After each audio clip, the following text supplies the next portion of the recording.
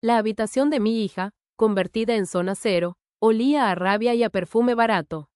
El perfume barato que yo le había comprado, irónicamente, intentando demostrar que era una madre guay. Ahora, los restos de la botella rota se mezclaban con pedazos de fotografías destrozadas, con ropa tirada y, sobre todo, con el eco de sus palabras. Te odio, había gritado, con los ojos inyectados en sangre y el rostro desfigurado por la furia. Siempre te odiaré, siempre. Una palabra tan definitiva, tan pesada. Una palabra que se grabó a fuego en mi memoria, justo al lado de otra, nunca. Nunca se lo digas a nadie, me había suplicado David, mi marido, el padre de aquella adolescente furiosa que ahora había desatado su ira en su propio santuario. Nunca, Selini, por el bien de todos. El bien de todos. Qué concepto tan retorcido, porque ese bien de todos se había construido sobre una mentira. Una mentira piadosa, supuestamente, una mentira destinada a proteger, pero las mentiras, como las malas hierbas, tienen raíces profundas y venenosas. Y ahora, esas raíces habían florecido en el corazón de mi hijastra, Laura, transformando el amor que yo anhelaba en un odio visceral. Recuerdo el día en que conocí a David. Él era viudo, con una niña de 6 años que lo era todo para él. Laura era una criatura silenciosa, con unos ojos grandes y tristes que parecían contener la tristeza del mundo. Él la adoraba, y yo, ingenuamente, pensé que adorarla a ella sería la llave para ganarme su corazón. Me esforcé, cociné sus comidas favoritas, le leí cuentos, la llevé al parque. Pero Laura se mantenía distante, observándome con una cautela que me desconcertaba. No era hostilidad, al menos no al principio. Era miedo, un miedo silencioso, como si temiera que yo fuera a arrebatarle algo valioso. Quizás tenía razón, quizás, sin siquiera darme cuenta, yo ya estaba robándole algo, el recuerdo exclusivo de su madre. Poco a poco, Laura empezó a confiar en mí. Comenzó a contarme sus secretos, a pedirme consejo. David sonreía, aliviado. Pensaba que habíamos superado la prueba, que estábamos construyendo una familia. Y yo quería creerle, quería creer que todo iba a estar bien. Pero entonces, un día, David me llamó a su despacho. Estaba pálido, con la mirada fija en el suelo. Tengo que contarte algo, dijo, con la voz temblorosa. Algo sobre la madre de Laura. Y entonces, me contó la verdad. Una verdad que había mantenido oculta durante años, una verdad que había justificado con el bien de todos. La madre de Laura no había muerto en un accidente de coche, como le habían dicho a la niña. Había muerto por sobredosis. Laura era muy pequeña, me explicó David, con la voz rota. No podía soportar la verdad. Decidimos que era mejor protegerla, inventar una historia. Y ahora, pregunté, sintiendo un escalofrío recorrer mi espalda. ¿Qué pasa ahora? Ahora, David suspiró, agotado. Ahora tenemos que seguir con la mentira. Por Laura, por su bienestar, asentí, sintiendo el peso de la responsabilidad caer sobre mis hombros. Me convertí en cómplice, en guardiana de un secreto que carcomía mi conciencia. Durante años, mantuvimos la farsa. Celebrábamos el aniversario del accidente, visitábamos una tumba vacía. Laura crecía, idealizando la figura de su madre, construyendo una imagen perfecta sobre una base de arena.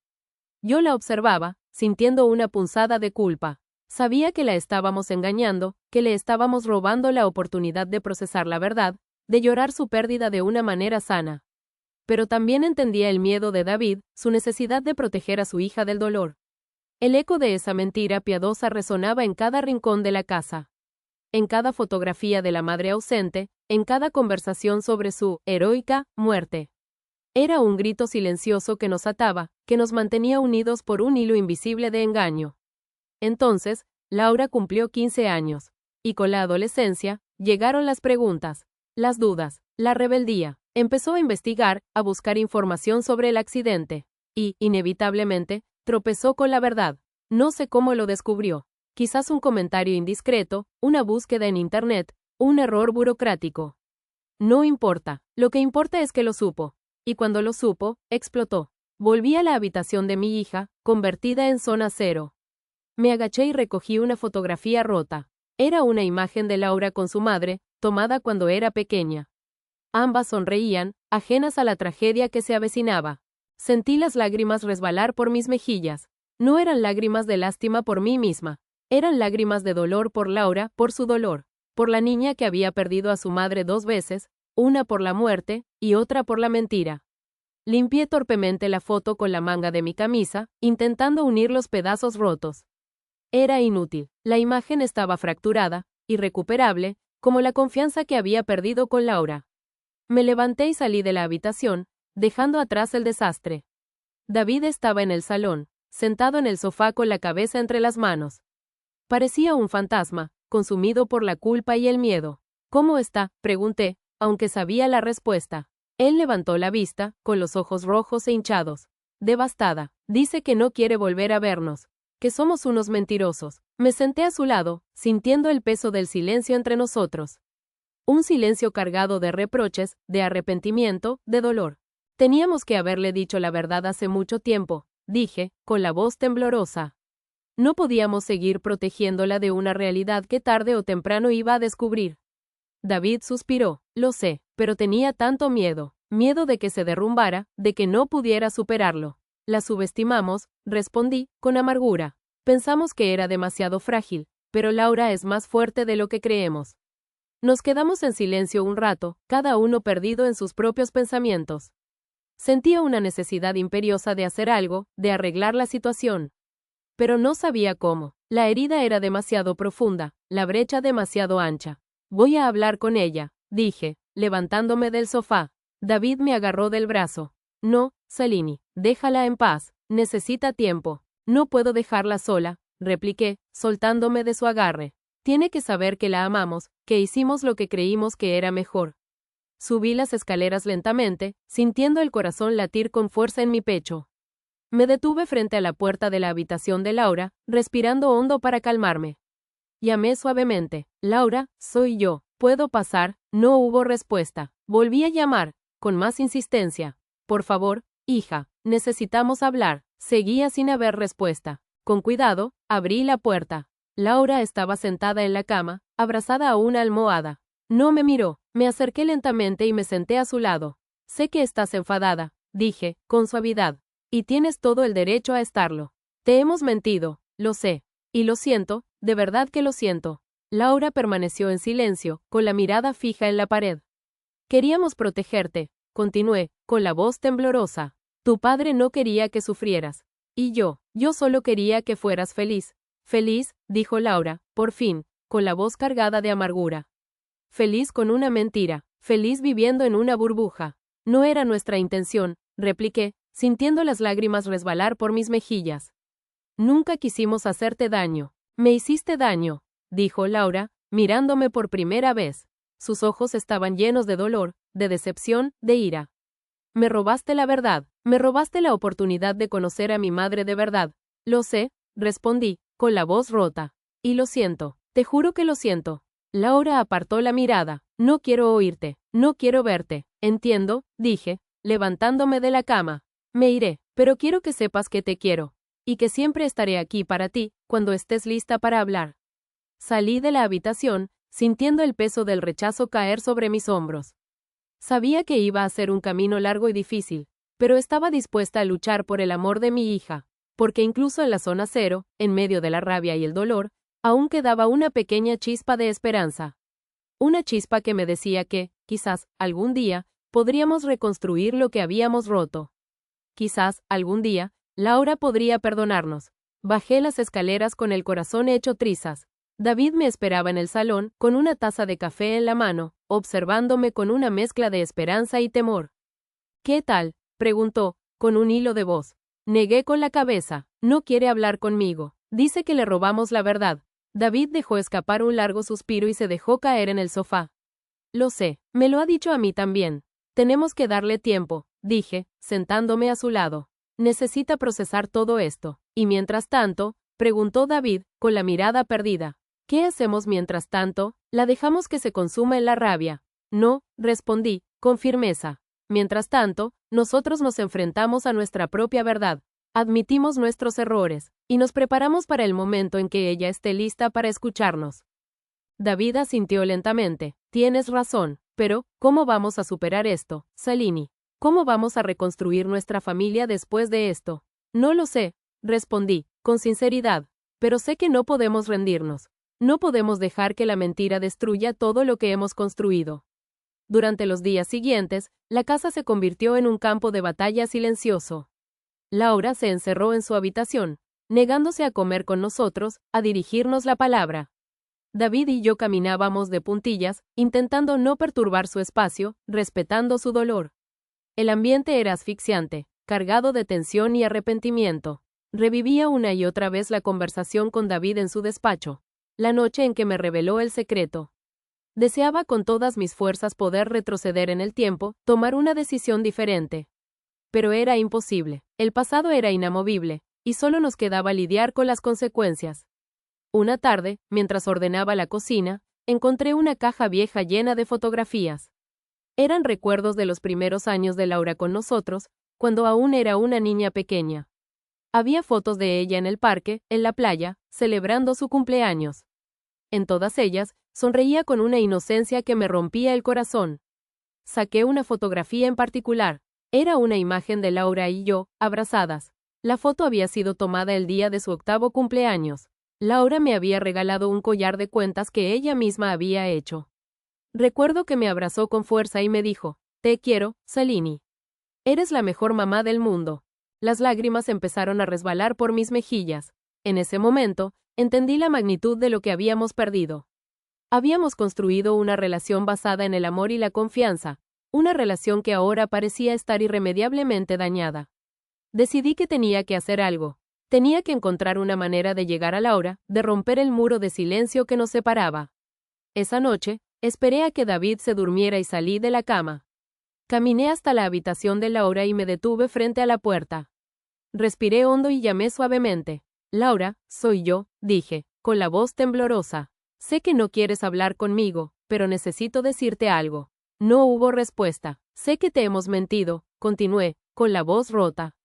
«Y sé que eso te ha hecho mucho daño. Pero quiero que sepas que nunca fue nuestra intención lastimarte. Te amamos mucho, Laura. Eres lo más importante en nuestras vidas». Hice una pausa, sintiendo las lágrimas resbalar por mis mejillas. «No sé si algún día podrás perdonarnos», dije, con la voz apenas audible. «Pero quiero que sepas que estoy dispuesta a hacer lo que sea para recuperar tu confianza. Estoy dispuesta a contarte toda la verdad sobre tu madre, a responder todas tus preguntas. Solo quiero que sepas que te quiero, y que siempre estaré aquí para ti». Me quedé unos minutos más frente a la puerta, esperando una señal, una palabra, cualquier cosa. Pero no hubo nada. Con el corazón encogido, me di la vuelta y regresé a mi habitación. Me metí en la cama junto a David, sintiendo el peso de la desesperación aplastándome. Esa noche, no pude dormir. Di vueltas en la cama, atormentada por la culpa y la incertidumbre. Me preguntaba si alguna vez volvería a ver la sonrisa de Laura, si alguna vez volveríamos a ser una familia. A la mañana siguiente, me desperté con una decisión firme. Iba a luchar por mi hija. Iba a hacer todo lo posible para recuperar su amor, incluso si eso significaba enfrentarme a mis propios demonios, a mis propios miedos.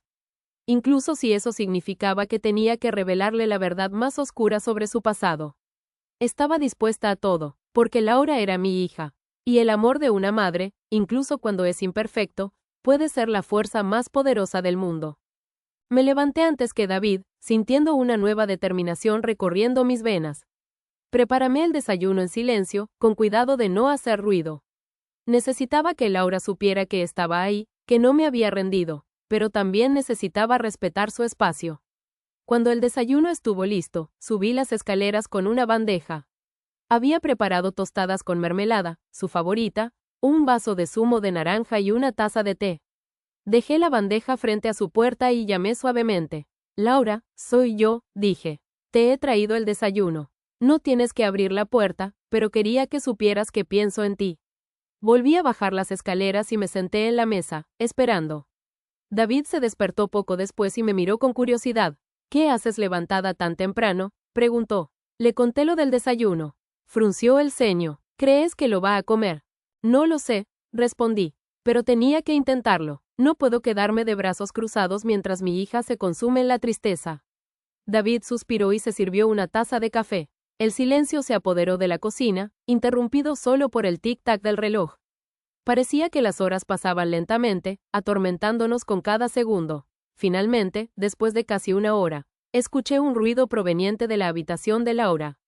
Era un sonido suave, pero suficiente para alertarme. Me levanté de la silla y corrí hacia las escaleras. Cuando llegué frente a su puerta, vi que estaba ligeramente entreabierta. La empujé suavemente y asomé la cabeza. Laura estaba sentada en la cama, con la bandeja en sus piernas. Había comido las tostadas y estaba bebiendo el zumo. Me quedé paralizada, sin saber qué decir. Ella levantó la vista y me miró a los ojos. No había odio en su mirada, ni siquiera enfado. Solo tristeza, una profunda, abrumadora tristeza. Gracias, dijo, con la voz apenas audible. De nada, respondí, sintiendo las lágrimas formarse en mis ojos. Nos quedamos en silencio un rato, mirándonos fijamente. Sentí una conexión, una chispa de esperanza que había creído perdida para siempre. ¿Puedo sentarme?, pregunté. Laura asintió lentamente. Entré en la habitación y me senté a su lado en la cama. La rodeé con mis brazos y la abracé con fuerza. Ella no se apartó, se quedó ahí, en mis brazos, dejándose consolar. Lo siento mucho, Laura, dije, con la voz rota. Siento todo el dolor que te hemos causado. Siento haberte mentido. Siento no haber sido la madre que necesitabas. Ella empezó a llorar, sollozando silenciosamente en mi hombro. Yo la abracé aún más fuerte, sintiendo su dolor como si fuera mío. ¿Por qué?, preguntó, entre sollozos. ¿Por qué me mintieron? ¿Por qué no me dijeron la verdad sobre mi madre? Tu padre tenía miedo, respondí, con la voz temblorosa. Tenía miedo de que la verdad te destruyera. Pensó que era mejor protegerte, que era mejor que te quedaras con la imagen de una madre perfecta. ¿Y tú?, preguntó, apartándose un poco para mirarme a los ojos. ¿Tú también lo creías, al principio? Sí, respondí, con sinceridad. Creí que era lo mejor para ti, pero con el tiempo, empecé a dudar. Empecé a sentir que te estábamos robando algo valioso. La oportunidad de conocer a tu madre de verdad, de llorar su pérdida de una manera sana. ¿Cómo era ella?, preguntó, con la voz apenas audible. ¿Cómo era mi madre de verdad? Respiré hondo, preparándome para la conversación más difícil de mi vida. Tu madre era compleja, dije. Era una persona maravillosa, con un gran corazón. Era divertida, inteligente, apasionada. Pero también tenía sus propios demonios, sus propias luchas. Luchaba contra la adicción, Laura. Y al final, la adicción la venció. Laura me miró fijamente, procesando mis palabras. Vi el dolor reflejado en sus ojos, pero también vi algo más, comprensión. ¿Y por eso me mintieron?, preguntó. Porque se avergonzaban de ella. No, respondí, con firmeza. Nunca nos avergonzamos de ella. La amábamos mucho, a pesar de sus errores. Pero tu padre no quería que la recordaras como una adicta. Quería que la recordaras como la mujer maravillosa que era en el fondo. Pero yo tenía derecho a saber la verdad, dijo Laura, con la voz temblorosa. Tenía derecho a saber quién era mi madre de verdad. Tenía derecho a llorarla de verdad. Lo sé, respondí, sintiendo las lágrimas resbalar por mis mejillas.